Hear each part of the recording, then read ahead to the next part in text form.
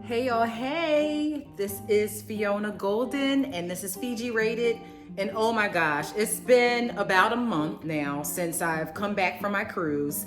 And it's long overdue for me to do this video, but life happens. I decided to sell my house, move, do so many different things in between the time of actually going on this cruise. So I haven't really had a moment to come through here and record this video and kind of give you my in-depth thoughts about what's going on and how everything went. So let me just quickly go over, how it was to be on a Norwegian cruise. It was the Norwegian Joy ship and it left out of Manhattan.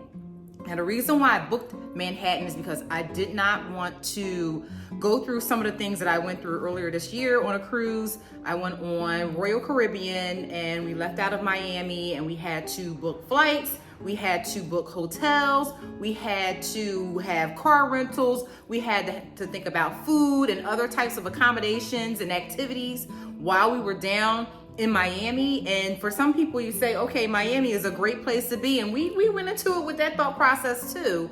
But turns out that it was a lot of hassle, especially when you get off the cruise ship and you're trying to figure out what to do with your time, as far as being off a ship as early as 9 a.m. and not having your flight until the afternoon hours because you don't want to get too far ahead of yourself and book something too early and then find yourself missing the flight. So we booked our flights about 4 o'clock in the afternoon and had this big amount of time on our hands, and I just thought booking it out of Manhattan would be great. I mean, the cost to park in Manhattan was about $140, and since we live in Philadelphia, right outside of Philadelphia, going to Manhattan really, made sense at that time. So, that's what we wound up doing. And I would still say, even though the cost of parking there at the port was pricey, when you factor in all the savings that we had from other things that I just mentioned, it was a no-brainer. So I don't regret making that decision as far as leaving out of Manhattan. What was kind of like a downside is I'd asked the Norwegian cruise specialist on a number of occasions whether or not our suite, which, was, it was a fantastic suite, by the way, but we asked if it came with those kind of perks. I said, listen, I'm willing to pay for perks that would allow us to forego certain lines. With the Royal Caribbean, if you book a cruise with them, you can get this priority access called the Key. And the Key worked out great for me. It didn't work out so great for my cruise partner and her family, but it worked out really great for us. And we were able to bypass a lot of lines and a lot of nonsense. We even were able to get free Wi-Fi with the Key, and we were able to get a meal from Chops, like that afternoon when we got on there, as far as a meal that was thrown into the process. So it was like a no-brainer. But with this, I thought it would be something similar, that we would have priority access as part of our onboarding process. And I talked to several different people. When we got there, that line was wrapped all the way around the corner, like in a way that I've never really experienced on a cruise. And it was challenging because it kind of like took away from the overall experience of what I thought we were getting as far as the perks. But luckily the line went kind of quickly and we were able to get onto the ship without much issue. It looked like it was going to be a long day of us standing in line, but it turns out that the line moved a lot quicker than we thought it would, and so I was happy with that. When we got onto the ship, the Norwegian Joy, the reason why I picked this ship is because me and my son were the only 2 people out of our family who've ever been on a cruise before. And a lot of times, some of the information that's associated with cruises, people are like, okay, it's tight, the cabins are, you're on top of each other. And that is typically the experience that you'll have on a cruise. But with this one, oh my goodness, it was a 2-bedroom, 2-bathroom suite. You're able to have enough space stretched out where my son had his own side of the cabin. He had his own secluded area with his own bathroom, a nice bed, TV. In the middle of that area, you find that we had a living room area, a family room type of area. It was plenty of space. It was a fake balcony that really was a video recording of the exterior of the cruise ship. So when we were docked, we went to Bermuda, and when we were docked, you were able to see like live footage of that docked situation, and whatever the scenery was. It was rainy, but you know, you can't predict the weather no matter what you do. So that's what the scenery consisted of when we got there to Bermuda. It was a nice little foggy mist on top of the screen. But anyway, moving on, we were able to go over to the master bedroom area, or the main bedroom area, which also had a very large size bathroom that was only for that associated with that room. Plenty of space, plenty of closets, plenty of storage as far as being able to put your bags underneath the bed to create extra room, bags in the closet. It came with a nice plush robes. It came with slippers. It came with a lot of different perks. We didn't have like the butler / concierge service that you would get if you were booked in the Haven, but it was fine because we were still able to have a room attendant. We took good care of her to make sure that she knew to come through with the goods for our family. And we had 2 of these suites, so we were right across from each other, and it turned out to be one of the best decisions that was made with regards to booking this trip. Now, I do have some notes here, and I want to kind of like rely on them. Another thing that I want to talk about is the free at sea packages. And most people who are on the Norwegian Cruise Line are already aware of the free at sea and what that consists of. But for me, I love the fact that we were able to have the package for alcohol included in there, but it didn't include water, which is kind of weird. But it's my understanding that in January they will include the cartons or boxes of water in your package for those people who have the alcohol package, or basically the premium alcohol package. You'll be able to do that.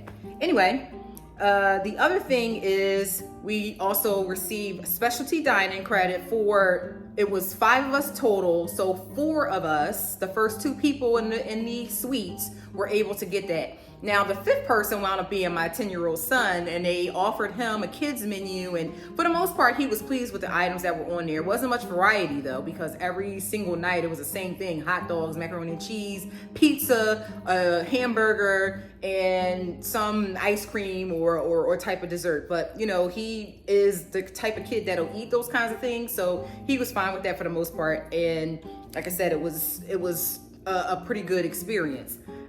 What I also did was upgraded us so that we got 2 additional specialty dining meals. So we wound up choosing Ocean Blue, we chose Cagney's, and we chose Food Republic.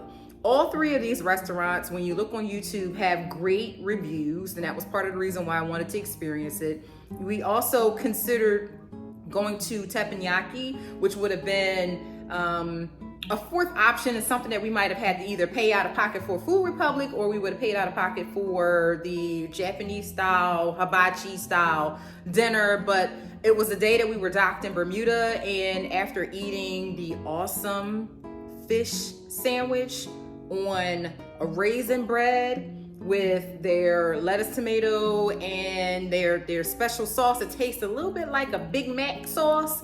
Oh my God. I washed that down with a rum swizzle, and I can tell you right now that I'm so ready to go back for that. But anywho, that's another video, another time. I probably already blogged about it and uploaded it here to YouTube anyway. So the specialty dining was amazing. The service was great. Some people complain about food on a cruise, but this allowed us to have a great experience as a result of the specialty dining. Like, we had great cuts of steak, if you're into red meat. We had awesome seafood at Ocean Blue. when we went to Food Republic and we were able to get different types of sushi, different types of Asian fusion type of food, it was absolutely delicious. The setup was a little different as far as being able to order off the menu, and you really needed a waiter to kind of like come over and help you navigate through something that was supposed to be, I guess, user-friendly, but it really wasn't that user-friendly as far as the process. But we made it through. I mean, hey, the food came out, the food was delicious. We didn't understand that we ordered probably a lot of food because it was 4 options per person, and we ordered a lot of food. So that much I'll say to you. The one thing that I'll say as far as the upgrades, they give you cruise credits, and so some of us use the cruise credits as far as an excursion, and some of us didn't, and you can't really do anything with that $50 credit if you don't use it. I think that's kind of like a downside, but I'm not going to really complain too much about that.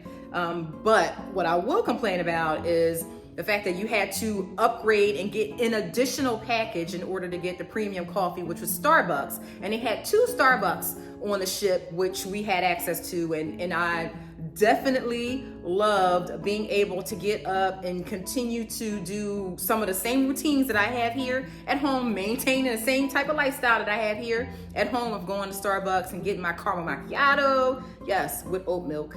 And it was what we wound up doing. Actually, there was some teens with us, and we weren't able to get Starbucks cards for anyone that was under 18, which wound up being in our best interest because we were able to use the cards for the adults to kind of like go back and get something for because you could use the card every 15 minutes to get a drink. Come on now. I mean, the fact that they even tried to get over on us with even dangling out there, making me think that I had to buy, or that we had to buy 5 of them. Come on. And I say that because I do feel like with this cruise, the nickel and diamond, and I get it, like a lot of cruise lines have extras and things that cost more money, but Norwegian, oh my goodness. Like every time I turned around, it was just kind of like, this part of your meal, if you wanted lobster, if you wanted, we got like a crab cake. The crab cake was an upcharge for on top of the specialty dining. Crab cakes, really? It was just, that was probably my biggest negative, along with the crappy Wi-Fi. Mind you, we upgraded the Wi-Fi because they do give you a credit, that free at sea package that you receive. You do get Wi-Fi added into that, but it was 75 minutes for the entire room, which means that any and every device that would have been connected to it, we burned through that 75 minutes that they give you probably within 10 minutes, okay? There's that. So I was definitely back over at the internet cafe looking into what the deals would be for us to get upgraded. And even with the upgrade, you still could only have a limited amount of devices that were logged in, and the Wi-Fi was just crappy. And in all honesty, when I go on cruises, my expectation is to kind of unwind, detach, not be part of any of that. So it wasn't too disappointing to me, but the other people who were with me who have never been on a cruise, who don't understand that this means that you will be detached a little bit from the outside world. You won't be able to check in to see the latest and greatest with your favorite sports teams. That became a problem. It became a bit of a problem on the ship. So, whatever. You live and you learn. So what else did I want to talk about as far as the ship? The buffet, I'm not really big on buffets, especially a post-pandemic kind of, situation. But the buffet food was actually pretty good. From a breakfast perspective, we did buffet, I think probably twice while we were there. We did the main dining room, which they have taste and savor. And you can go into the Manhattan room for dinner and other meals and things of that nature. And we definitely tapped into that. We did room service, another thing. With the suites, we were told that room service for breakfast was at no additional cost. But when I called to place the order for our room service, they informed me during that phone call that there would be an upcharge for room service. I pushed back, but at that point in time, it was just like, I just want the food. And I just don't like the fact that Norwegian was, every time you turn around, there was somebody trying to get in your pockets. The ship was very clean. There was always someone cleaning different things, especially like in the elevator areas. A lot of times we opted to just take the stairs, even when it didn't make sense, meaning like the floors were so far apart. It was just kind of like, listen, we're eating all this food, we're consuming alcohol, some of us, and we need to burn off these calories, right? So that's what wound up happening during this. What else would I want to talk about? Okay, so we also did some of the activities that included going on the race track. My son looked so cute when he was all dressed up in his little outfit, getting ready to get into the car. And then as soon as he got to the car, he made a decision, an executive decision, that this was not for him, and he was sitting this one out. So he got up, he got out of the car. I don't even think he made his body probably didn't hit, his behind probably didn't hit the seat before he decided that he wanted to be out. And that's what he did. They had laser tag, which we kind of did when it was a little daylight. So I would recommend that if you can go in the evening hours where you're able to see the lasers and everything like that a little bit better than what we did. I mean, that we weren't able to see a lot of the shows because I guess the people who are very familiar with the ship and how this goes, they were on it immediately. And I did a lot of research. Like I looked at a lot of different YouTube videos. There were some things that just wasn't, I don't think, spelled out as good. One thing for sure, if you're in a suite, and I think even in the Haven, your ability to book restaurants for specialty dining happens a lot earlier than the rest of the cabins on the ship. And I was under the impression that you couldn't book these restaurant reservations until you got on the ship. Well, that was wrong. I believe it's 90 days and maybe even up to 100 or over 110 days or more if you have, again, like a suite or the Haven, and we were in a suite. Would I book this cruise again?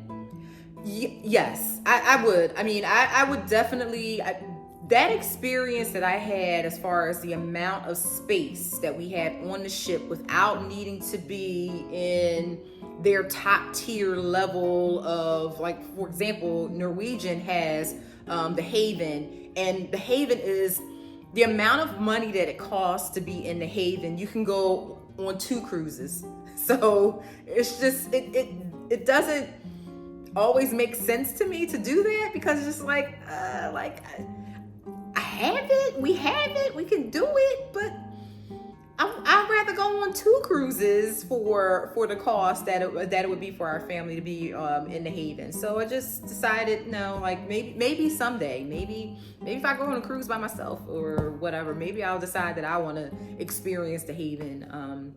I don't know, that sounds a bit selfish, but anyway, I liked the fact that they had a lot of different activities and things that you could do, but I did feel a bit overwhelmed by the options. And if you don't book Footloose or The Elements or some of their other bigger shows immediately, you will not get in. And that's not something that I've experienced. On Disney, we were able to go and see, Beauty and the Beast and so many different shows while we were on the ship. We didn't have these problems. So I was just disappointed in that. And the same thing with Royal Caribbean. We were able to go in and see the shows. None of the stuff that we wanted to see was booked immediately. But what I will say is that they did a great job in so many areas overall. The mojito bar, the specialty dining, the way that you could, have access to so many different things. My son definitely took advantage of the kids club. That's all I really need. And they had nice rides and pools, and the area they had the virtual reality. It was just so many different things that we could get into on the cruise ship in comparison to some of the cruises that I've gone on in the past. So the ship, most of all, you know, given the fact that I think it was outfitted originally for the Asia market, and they kind of, you know, made some tweaks and changes to it to make it more appealing to the Americans. I liked a lot of the things and tweaks on there that I guess was more appealing to the Asian market. They did have a little weird setup as far as the pool, but I didn't really get, I mean, it was October. I wasn't really trying to get in the pool, and it was too many people in there anyway. Like I can't deal with something that feels like that scenario. Like that probably would be the reason to go to the Haven, is because of the more secluded pool, now that I think about it. But that's fine. That's neither here nor there.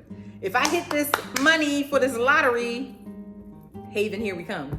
Anywho, I hope that you really enjoyed this review. I'm going to try and do more as far as with travel, food, clothing, fashion, and bring that to you. And again, I thank you so much for watching this video. My name is Fiona Golden, and this is Figi Rated.